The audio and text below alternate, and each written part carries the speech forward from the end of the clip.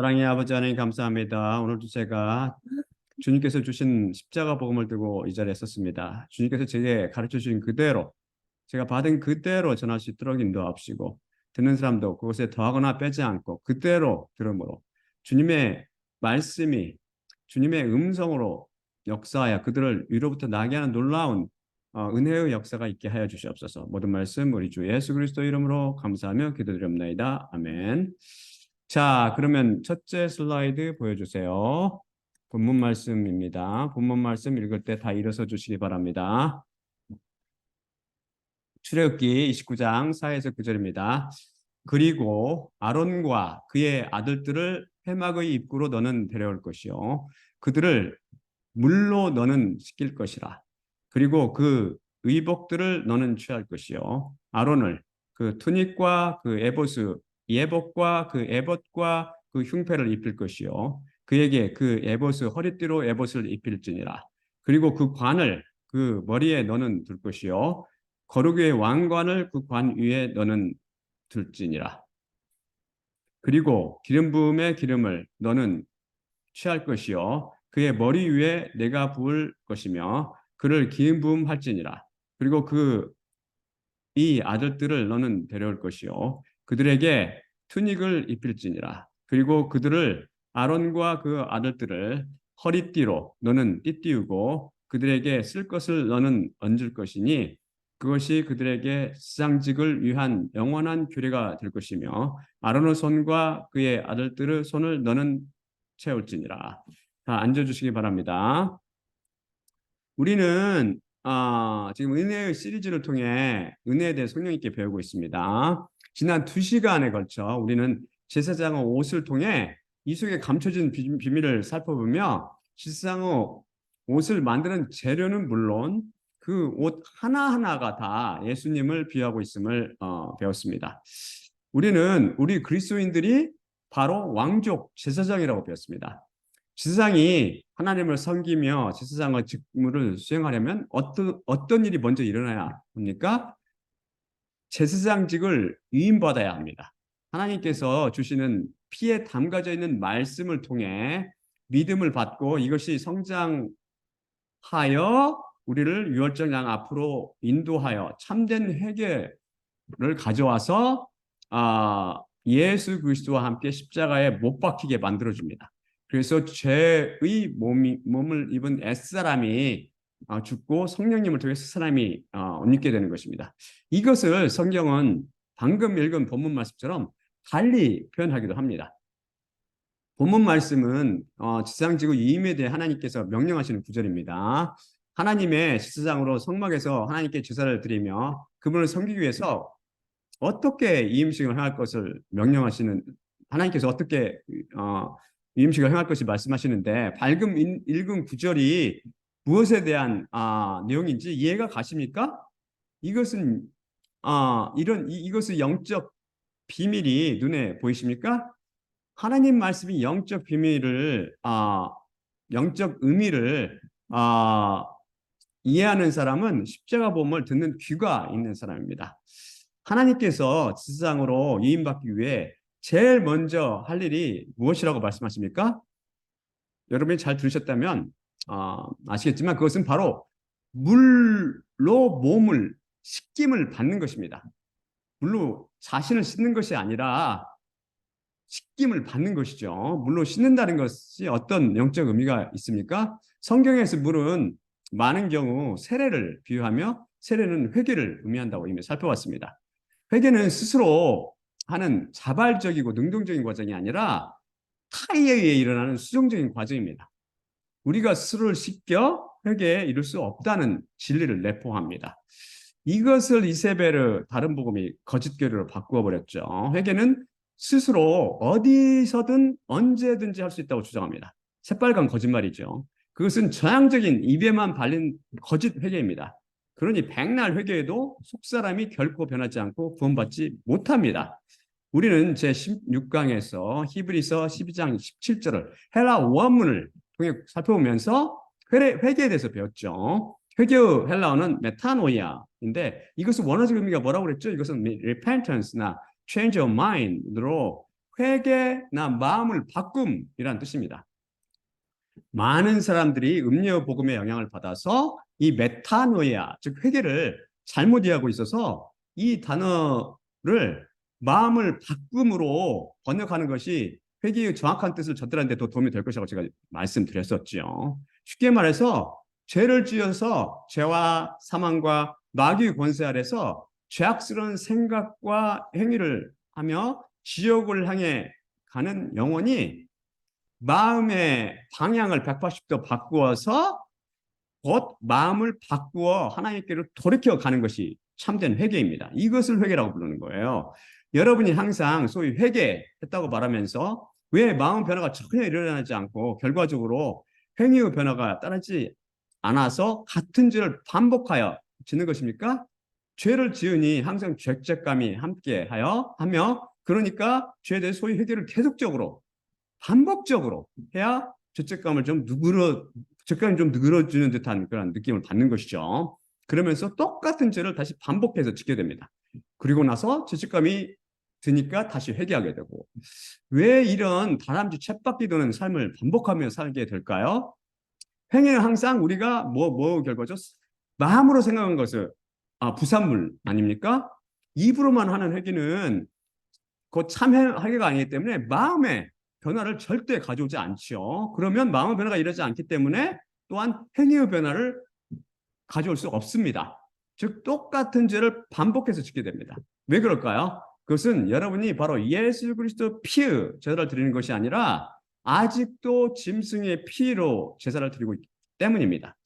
이세베르 복음, 즉 다른 복음에는 아사세르 그 염소만 있지 그리스도 피가 없습니다.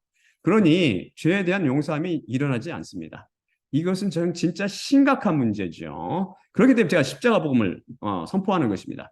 거기다 구원파라는 기독교 이단이 나타나서 회개란 단 1회에 일어난다고 성경을 증언하는 바처럼 주장하지만 그 내용을 뜯어보면 순전히 거짓 교리로 가득 차 있고 사람들을 현혹시킬 뿐만 아니라 심지어 제가 회개는 단 한 차례 일어나는 과정이라고 말하면 십자가 복음을 이해 못하는 사람들은 당신 혹시 구원파 아니에요? 구원파 교리 같네요? 이런 엉뚱한 오해를 받게 되죠. 저에게는 천주교나 개신교나 동방종교 같은 기독교 분파나 기독교 이단으로 불리는 구원파나 mormon교나 여호와 증인이나 신천지나 어떤 종파가 됐든 다 같은 음료 종교로 보일 뿐입니다. 미안하지만 그들이 비록 다른 간판을 걸고 다른 옷을 입고 있을지라도 딱 한 가지 그들이 똑같은 점은 뭔지 아세요? 다 스스로 회개하여 구원에 이룰 수 있다고 주장하는 거죠. 무엇보다도 그 안에 그리스도의 피에 담가지는 말씀이 없으므로 그들은 다 죽어 있고 사람을 전혀 살리지 못한다는 것입니다. 거짓 교리로부터 거짓 복음, 곧 다른 복음으로부터 도망쳐 나오십시오, 여러분. 우리는 결코 스스로 회개하여 구원에 이룰 수 없습니다. 반드시 누군가가 씻겨줘야 합니다. 바로 우리를 씻겨주시는 분은 예수님 한 분이십니다. 인간이 구원받기 위한 가장 첫째 필수사항은 바로 물로 씻김을 받는 것, 곧 세례입니다. 회개를 비유하는 세례를 통해 죄온 몸이 죽어야 죄로부터 해방됩니다. 예수님께서 우리를 끌어안고 십자가 위에서 죽이시는 것을 본문의 출애굽 말씀에서는 바로 물로 씻어주는 것으로 비유하고 있는 것이죠. 이때 비로소 제사장의 옷을 입을 수 있게 됩니다. 이것 또한 자발적이고 능동적인 과정이 아니라 입혀지는 타의적 수동적인 과정입니다. 모세가 아론과 그의 아들들을 씻겨주고 옷 입히고 모든 것을 모세가 행하며 모세에게 달려있는 것처럼 보이지만 사실 여기서 모세는 예수님을 대표하고 있습니다. 물로 씻어 거룩하게 되는 것, 곧 회개도 또한 제사장의 옷이 입혀지는 것, 곧 예수 그리스도로 옷 입게 되는 것도 다 예수님으로 인함입니다. 이것은 또한 예수님의 실체인 피에 담가지는 말씀의 역사입니다. 피에 담가지는 말씀이 우리를 회개에 이르게 하며 예수 그리스도로 옷 입혀 주는 것이죠. 예수님은 말씀이시니 결국 예수님께서 하시는 것입니다. 제사장의 옷들은 모두 금과 청색, 자색, 톨레아의 진하고 톨레아색 섬세한 아마로 된 그 재료로부터 시작해서 부분 하나하나가 철저히 예수님을 비우고 있다고 살펴봤죠. 이 옷들의 재료와 옷들은 지상이 직접 디자인하고 스스로 짜깁게 하고 아니 깃고 짜서 만들어서 입은 것입니까? 이것 또한 자신의 공로나 노력 혹은 행위와 무관하게 만들어져서 주어진 것입니다. 예수님의 영을 받은 지혜와 말씀 받은 자들이 예수님을 재료로 그분께서 가르쳐 주신 그대로 시킨 그대로 만들어서 갖다 준 것입니다. 철저히 예수님으로부터 시작해서 예수님께서 완성시켜 주신다는 진리를 숨기고 있는 것입니다. 그러니 우리가 오직 예수님이라고 고백하지 않을 수 있겠습니까? 모세는 아론과 지상들에게 숙바지를 입혔고 투닉과 예복과 흉패를 입혔고 띠로 에봇을 입혔습니다. 그리고 관을 그의 머리에 씌워주었으며 거르고 왕관을 그 관 위에 맸습니다. 이렇듯 지상의 옷들을 입혀주고 관을 씌워주며 거룩한 왕관의 꽃을 머리에 메어주었습니다. 지상이 할 일은 모세가 시키는 대로 그냥 하는 대로 가만히 있기만 하면 됩니다. 그냥 당하고 있기만 하면 됩니다. 구원도 바로 이런 식으로 예수님께서 철저히 이루시는 과정으로 우리는 그냥 그대로 당하면 됩니다. 즉 그분이 이루어 주시는 구원을 선물로 받기만 하면 되는 것이죠. 그래서 은혜는 당하는 것입니다. 이렇듯 물로 몸이 씻겨지고 옷이 만들어지며 입혀지는 것은 우리의 노력과 수고와 또는 정성과 이런 것들이 전혀 들어가지 않았기 때문에 이것을 은혜라고 부릅니다.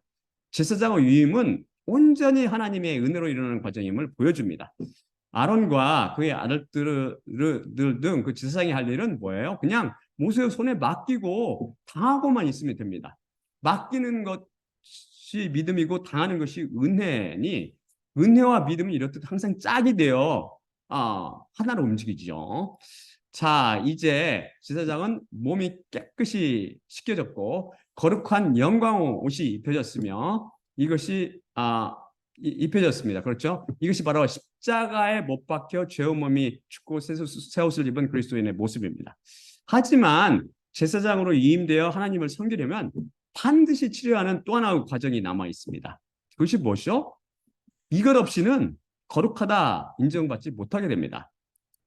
그것은 하나님께서 말씀하시듯 그리고 기름 부음의 기름을 너는 취할 것이요 그의 머리 위에 내가 부을 것이요 그를 기름 부음 할지니라입니다. 이 장면이 눈에 보이십니까? 이것이 무엇을 비유하는지 아시겠습니까? 왜 기름을 머리에 부었을까요? 여기서 기름이라고 제가 번역한 히브리어는 쉐멘인데 이것은 oil, 올리브 오일, 올리브유를 의미하며 성경에서 올리브유는 흔히 성령님을 비유합니다. 물로 세례를 받아 옛사람이 죽고 그 몸에 성령님이 찾아오셔야 비로소 죽은 몸이 살아나게 됩니다. 바로 제사장이 물로 씻김받고 기름 부음을 받은 것은 정확히 물과 성령으로 즉 위로부터 나는 과정을 비유하고 있습니다. 위로부터 나야 비로소 하나님을 섬기며 제사장의 직무를 행할 수 있습니다. 이렇듯 물로 씻김을 받고 영광과 영화의 옷을 입혀지게 되며 관과 안관이 묘지고 기름 부음을 받아야 비로소 거룩하게 되며 하나님의 제사장 노릇을 할 수 있게 됩니다. 제사장의 입장에서 볼 때 이 모든 과정은 자발적이며 능동적인 과정이 아니고 타의적이며 피동적으로 일어납니다. 제사장이 할 일은 아무것도 없습니다. 하고 있기만 하면 됩니다. 쉽게 말해 온전히 은혜로 일어납니다. 우리가 할 일은 하나도 없다는 말씀이죠. 이런 식으로 구원이 일어나며 그래서 구원을 은혜라고 부르는 것이죠. 이게 바로 자기 구원을 지금 묘사하는 과정이잖아요. 비유하는 과정. 은혜란 바로 예수님께서 대신 행하시며 이루어 주시는 것으로 당하는 것입니다. 이것을 종교인들이 이해 못 참는 것이죠. 아니 아무리 그래도 그렇지 어떻게 내가 할 일이 하나도 없이 거지처럼 받아 먹고만 있어? 그래도 내가 뭔가를 해서 하나님을 섬겨야지. 자존심 상하게. 이건 말도 안 돼. 예수님, 아무 일도 하지 마시고 여기 그냥 가만히 앉아 계십시오.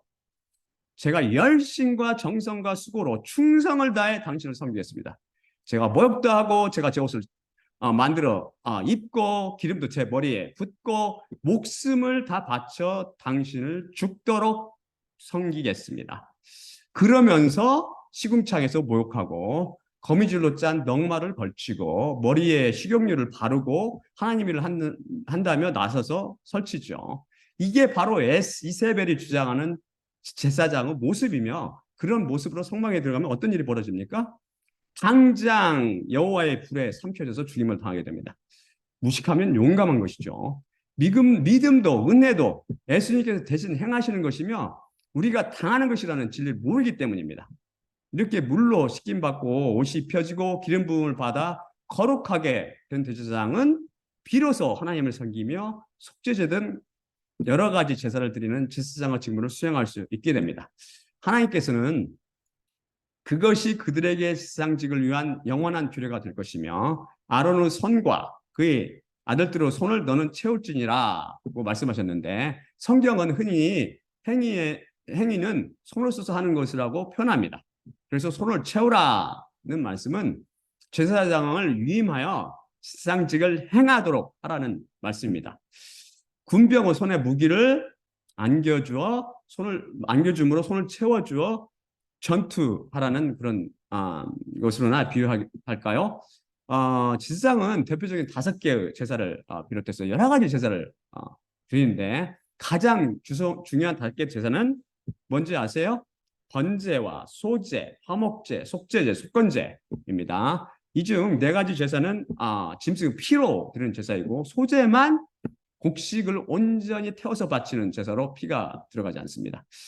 제사장이 드리는 5개의 대표적인 제사를 살펴볼까요? 피를 흘리지 않은 그 소제에 대해서는 우리가 제37강에서 살펴봤는데, 이 제사는 온전히 예수 그리스도와 십자가에 대한 비유라고 이미 배웠습니다. 그 설교를 다시 한번 들어보시기 바랍니다.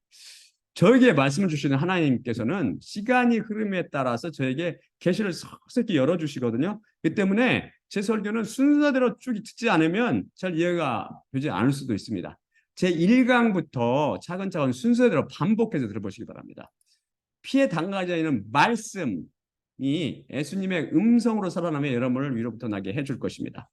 그게 말씀이 약속하는 바죠. 말씀은 절대 변함이 없다고요. 조금 이따 또 그걸 확인하겠지만, 레위기의 순서에 따르면 제사 중 첫째가 번제입니다. 번제는 희생제물 전체를 완전히 태워서 바치는 제사입니다. 번제를 뺀 제사들은 희생제물로 가죽이나 고기 또는 소재 그 남은 것들, 이런 것들 제사장들에게 목이었지만, 번제는 온전히 모든 부분을, 그래서 번제 태워서 모든 부분을 여호와 앞에 태워서 바쳤으며, 하나님께서 번제가 타는 냄새를 맡으시고 제사를 받으셨습니다. 번제는 율법이 오기 전에도 있었죠. 그래서 그런 제사죠. 노아도 이 제사를 드렸고, 나와서 노아 방주에서 나오자마자 드린 게 이 번제잖아요. 하나님께서 또한 아브라함을 시켜서 이삭을 뭘로 바치라고 그랬어요? 번제, 태워서 바치라고 우리 이미 배웠죠. 이스라엘 백성이 아직 시내산 출애굽하여 시내산에 머물기 전에 아직도 바로 밑에서 그 노예 생활을 하고 있을 때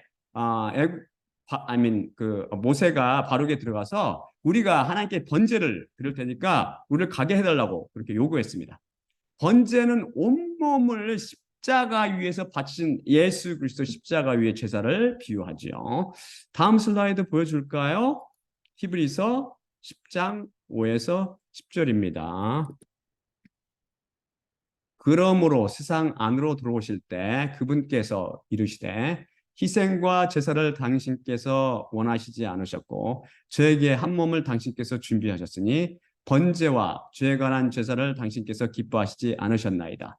그때 내가 말했으니 보소서 책 두루마리에 저에게 관한 것이 기록되어 있으니 오 하나님 당신의 원함을 행하려고 제가 왔나이다. 위에서 이르시기를 희생 제물들과 번제물들과 죄에 관한 제물들을 당신께서 원하시지도 기뻐하시지도 않으셨으니 그것들은 율법을 따라 바치는 것들이니이다. 그때 그분께서 말씀하셨으니 보소서 당신의 원함을 행하려고 제가 왔나이다. 그분께서 첫째 것을 제거하시니 이는 둘째 것을 채우려 하심이라. 그 원함 안에서 예수 그리스도 몸의 단번에 바치심으로 우리가 거룩하여 졌느니라. 여기서 나가 두 번 나오고 또 그분이 이렇게 나오고 하나님 나오는데 이거 헷갈리지 마세요. 나는 다윗 그 다른 또 나는 예수 그리스도 또 그분이라는 것은 예수 그리스도 하나님 그리고 하나님 이렇게 잘 들으시면 제 숫자 보면 잘 들으신 분들은 구분할 수 있을 거예요. 시편 40편 6에서 7절을 인용한 것이 인용한 여기 시편 40편 6에서 7절을 이 히브리서 여기서 지금 인용하고 있는데 하나님께서는 뭐라고 그랬어요? 번제와 제에 관한 제사, 곧 속죄제를 원하시지도 않고 기뻐하시지도 않으신다고 증언해 주십니다. 왜냐하면 그런 제물들과 제사들이 인간을 죄로부터 참으로 해방시켜 주지 못하기 때문입니다. 그 이유는 그것들이 다 율법을 따라 드리는 참것의 그림자일 따름이죠. 율법을 따라 드리는 그림자예요. 그림자. 그럼 참것은 무엇입니까? 바로 히브리서가 여기서 증언하듯이 예수님의 몸 전체를 바쳐드린 십자가의 제사입니다. 그래서 번제 등을 비롯한 구약 모든 제사는 십자가에서 예수님께서 하나님께 드리신 제사의 그림자요 비유일 뿐입니다. 그림자의 비유인 번제에 대해서 설명하는 레위기 1장을 통해 하나님께서는 누군가 번제를 드리고자 하면 어떻게 하라고 했어요? 그 번제를 드린 사람이 수송하신 희생제물에 안수하고 그것을 직접 도륙해야 하며 그러면 아론의 아들들 제사장들이 기다리고 있다가 죽으면 그 피를 취해서 회막문 앞에 있는 번제단 위에 번제단 위에 빙 둘러서 피를 뿌리라고 명령하십니다. 그런데 1장 5절에 미스베아 사비브 곧 그 번제단 위에 빙 둘러서를 모든 한국 성경들이 오역을 했고 제가 가진 영역본들 중에서 Darby Bible과 NSAB, King James Version, New King James Version, YLT 등 3분의 1 정도만 제대로 번역했고 나머지는 전부 오역을 했죠. 그들은 피를 마치 번제단 위가 아니라 그 주위나 사면에 뿌리는 것처럼 번역했습니다. 심지어 한글 킹제임스 버전 중 하나는 킹제임스 버전은 Sprinkle the blood round about upon the altar. 제대로 번역한 이것을 제단의 사면에 뿌릴 것이며 라고 영어를 오역했어요. 그러면서 이들이 뭘 주장해요? 킹제임스 only를 외치니 진짜 아이러니죠. 웃음이 날 뿐입니다. 웃음이 나.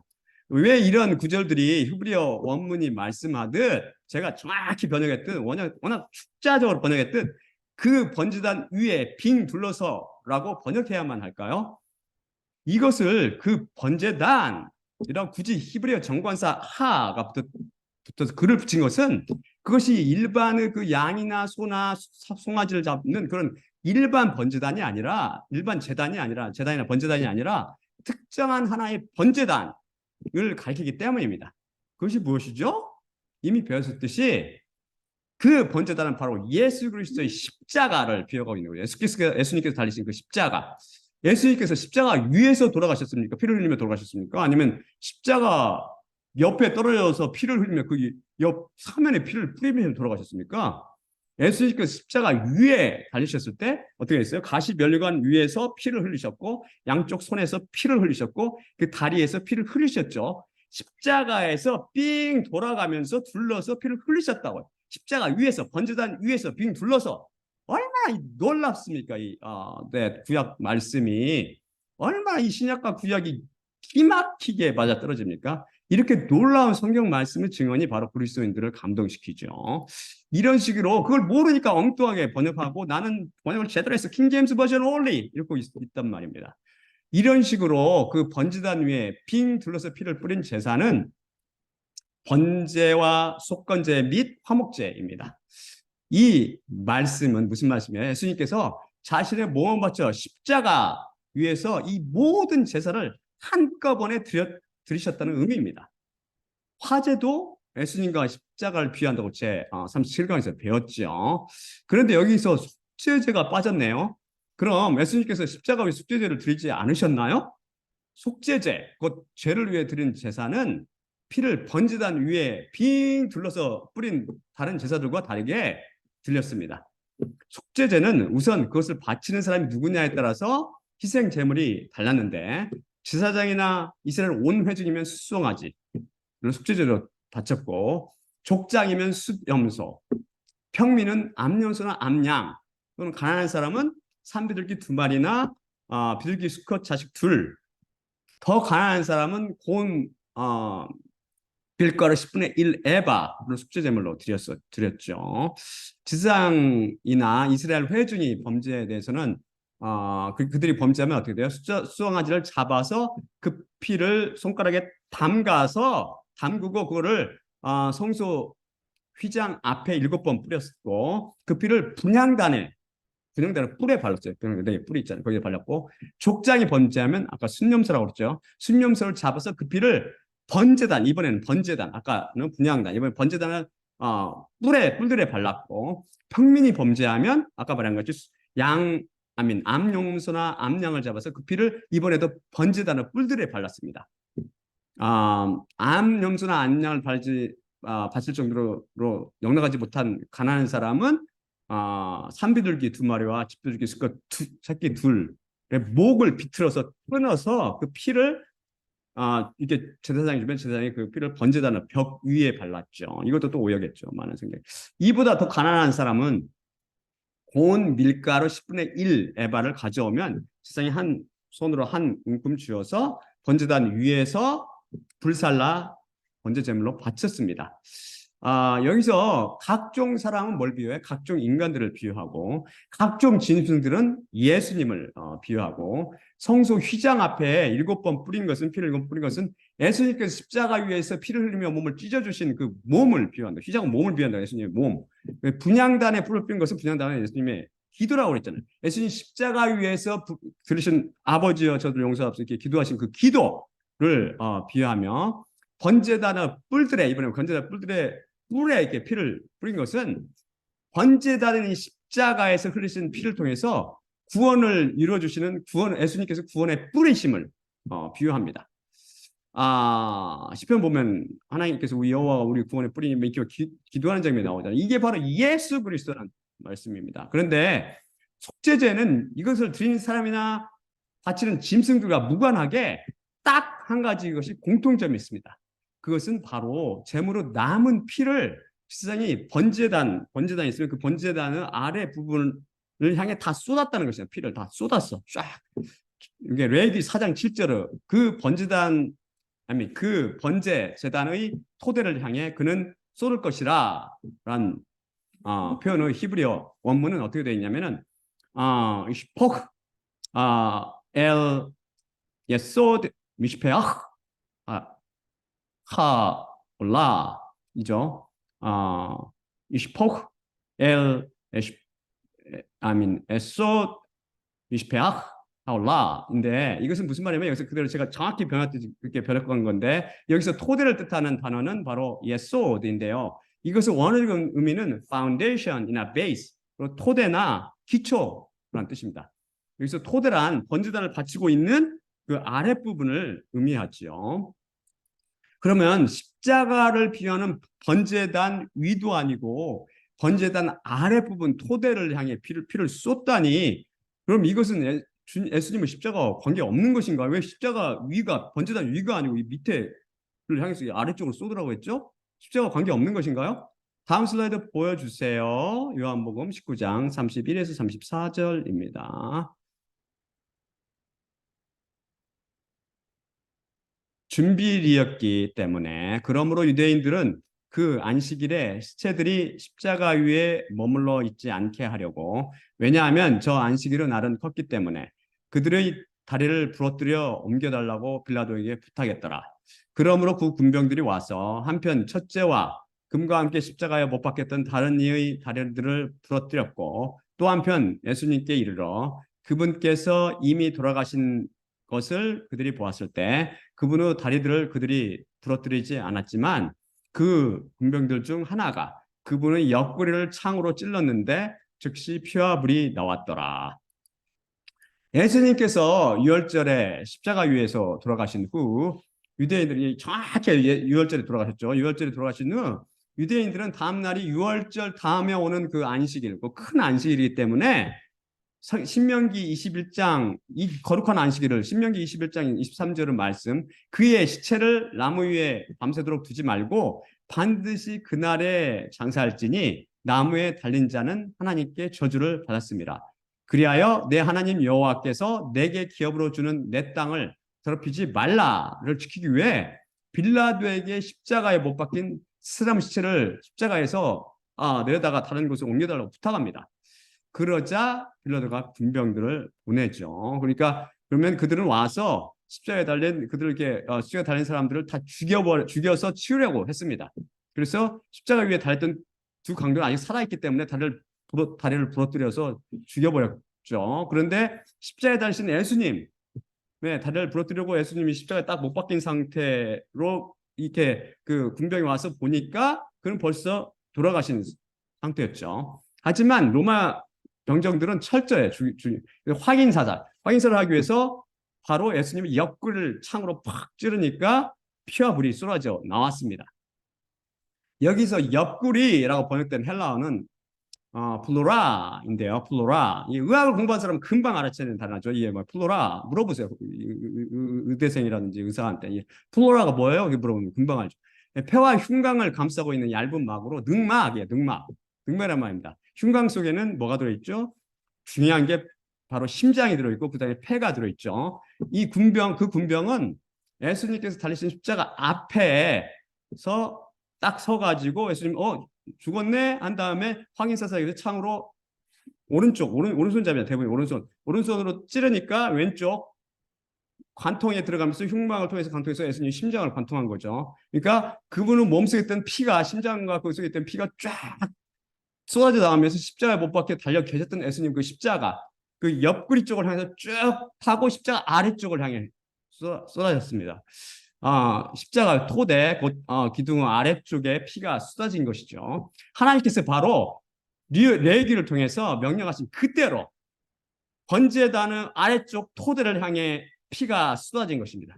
얼마나 놀라우세요. 구약의 제사가 얼마나 소스라칠 정도로 정확히 십자가 사건을 예표하고 있는지 알겠습니까? 어제 제가 하나님께 이 말씀을 받으면서 성경 말씀의 정확 우호성에 감동되어서 눈물을 흘렸죠.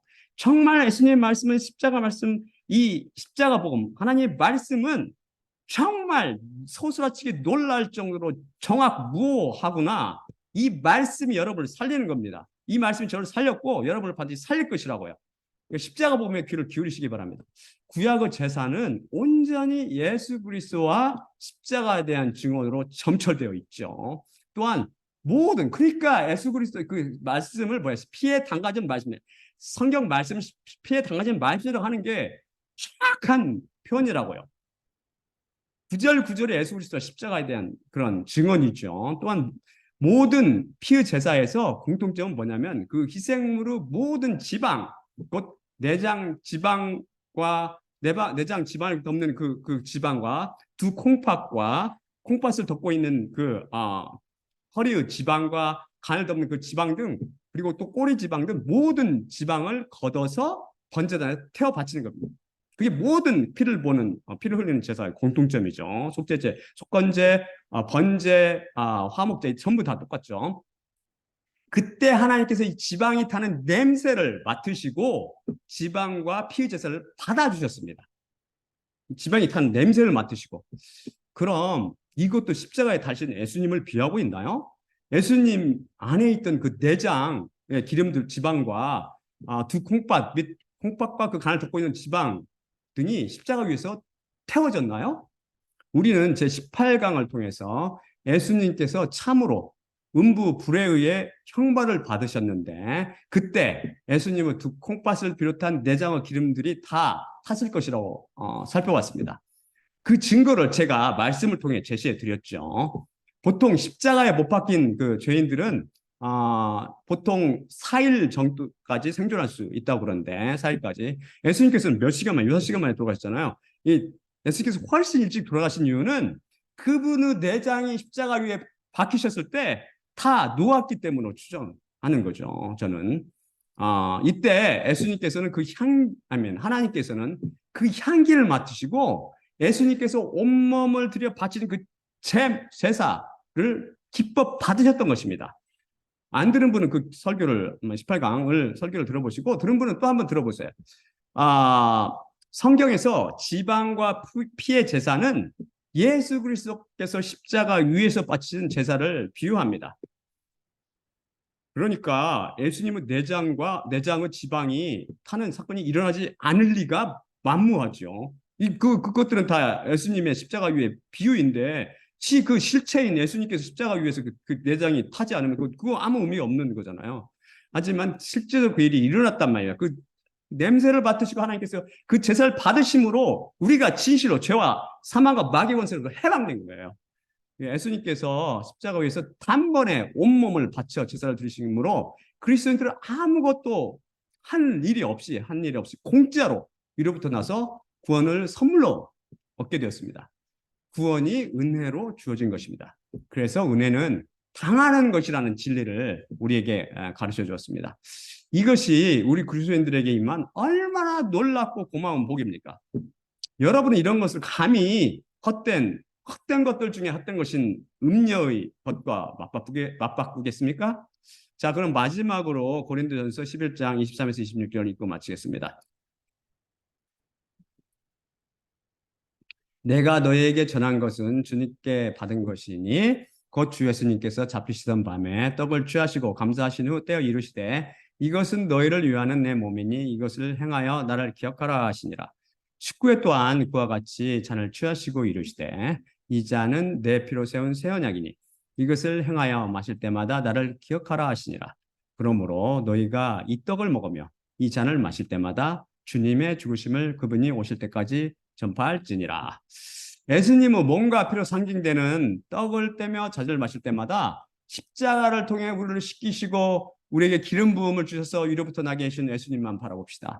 또한 나의 십자가를 기억하고 내가 다시 올 때까지 이를 전파하라고 말씀하신 예수님과 그분의 십자가를 기억하고 전하며 온몸을 바쳐드린 십자가 위의 제사를 통해 우리에게 구원을 이루어 주심으로 은혜는 당하는 것이라는 진리를 가르쳐주고 계신 예수님만 바라보며 은혜 안에 살아갑시다. 자, 그러면 제가 기도하고 마치도록 하겠습니다. 사랑의 아버지 하나님 감사합니다. 오늘 제사장의 위임식을 통해서 온전히 모든 것, 처음부터 끝까지 몸이 씻김을 받고 옷이 하나하나 입혀지고 관이 씌워지고 왕관이 씌워지고 메어지고 또한 기름 부음을 받고 그 모든 과정이 바로 수동적, 자발적, 능동적이 아니고 수동적, 피동적으로 일어나는 과정이며 이것을 바로 은혜라고 이거는 바로 당하는 것이 은혜라는 진리를 보여주시면 감사합니다. 또는 하나님께서는 이렇게 우리에게 공짜로 은혜로 구원을 이루시기 위해서 그 십자가에 의해서 당신의 몸을 번제로 드리셨고 속죄제와 속건제와 화목제로 드리셨으며 화제로 드리셨습니다. 아버지 하나님이 놀라운 십자가 이 사건을 헛되이 받지 말게 하옵시고 이 십자가 진실로 우리를 죄와 사망과 마귀 권세로 해방시킨다는 진리를 우리 그리스도인들이 알게 하옵시며 이 십자가 복음을 통해서 주님의 백성을 불러주시고 그들을 하나둘 제사장으로 임명하여 주시옵소서. 모든 말씀 우리 주 예수 그리스도 이름으로 기도드립니다. 아멘. 아멘.